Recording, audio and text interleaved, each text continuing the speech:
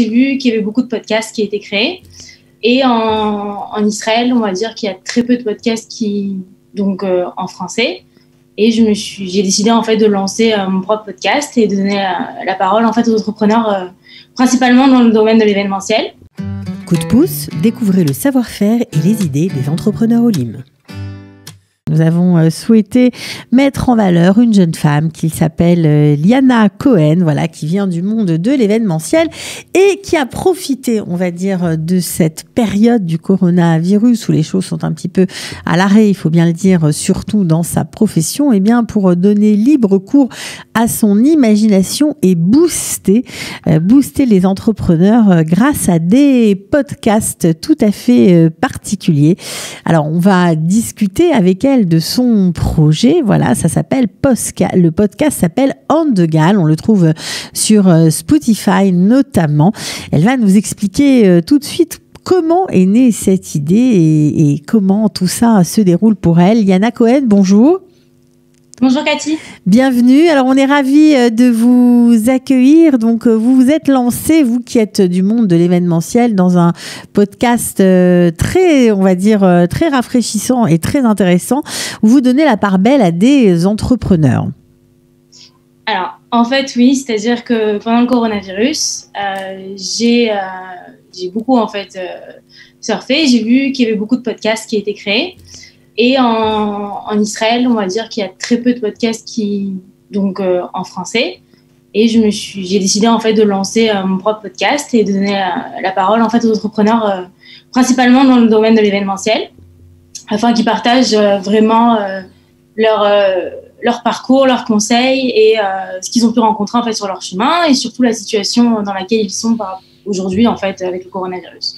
Alors lorsqu'ils s'expriment dans ces podcasts, alors on comprend que c'est compliqué pour eux parce qu'ils ne travaillent pas. Est-ce que ils parlent de se réinventer évidemment, mais comment on se réinvente dans cette situation quand on n'a pas de boulot concrètement? Est-ce qu'on change carrément de créneau? Est-ce qu'on change d'activité? Alors la plupart d'entre eux, pour ceux que j'ai interviewés, ils changent effectivement de créneau. C'est-à-dire qu'ils vont vraiment se retourner vers des petits événements ou des mariages de plus petite ampleur ou faire carrément autre chose en fait. Donc ça devient de plus en plus difficile effectivement. Beaucoup d'événements en fait sont annulés et donc en fait ils se tournent par exemple plutôt vers les EVJF ou plutôt vers les demandes en mariage. Aussi les mariages dans des petites salles ou des mariages, on va dire, sur le chétard. Donc, vraiment des choses que certains n'ont jamais fait, en fait. Ou d'autres, ils vont s'adapter, clairement. Mmh. Alors vous, particulièrement, comment vous avez géré cette période, à part le lancement de ces podcasts? Alors, ça a été une période, en fait, très compliquée aussi. Moi, pour ma part, j'étais en France pendant plusieurs mois. Et quand je suis revenue, en fait, j'ai vu la différence en fait, de situation déjà par rapport au coronavirus. Et niveau financier, alors ça a été aussi très compliqué. Moi, je travaillais en fait pour une boîte d'événementiel avant. Et donc,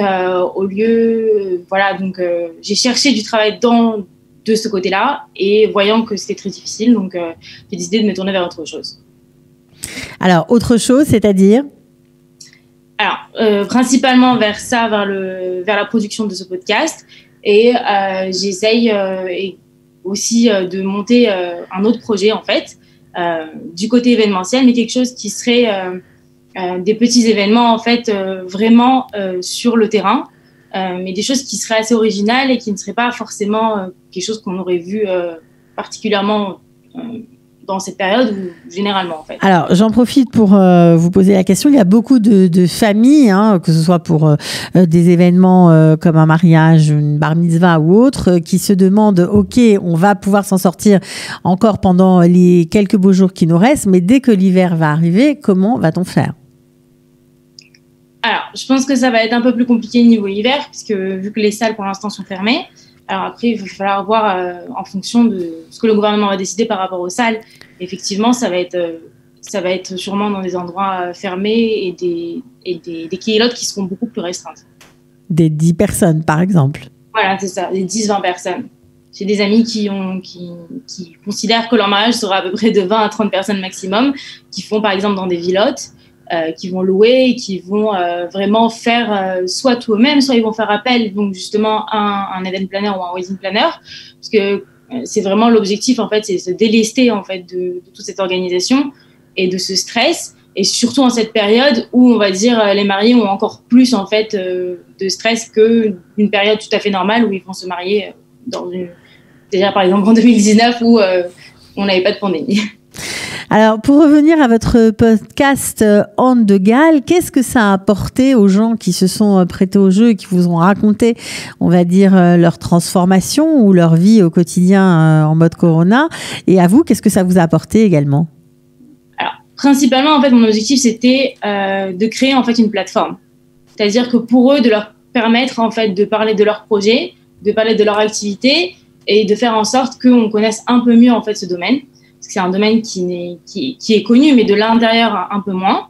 Et donc, mon objectif, c'était vraiment de leur permettre de faire un peu plus de pub.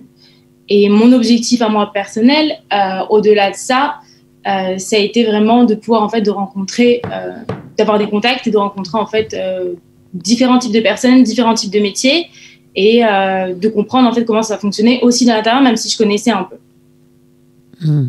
Donc évidemment, pour ceux qui ont envie de se faire connaître de vous ou de cette plateforme, on peut encore vous contacter tout simplement et faire partie de l'aventure. Bien sûr, bien sûr. De toute façon, maintenant, en période de coronavirus avec le Ségard, ce que je fais, c'est que je fais tout à distance.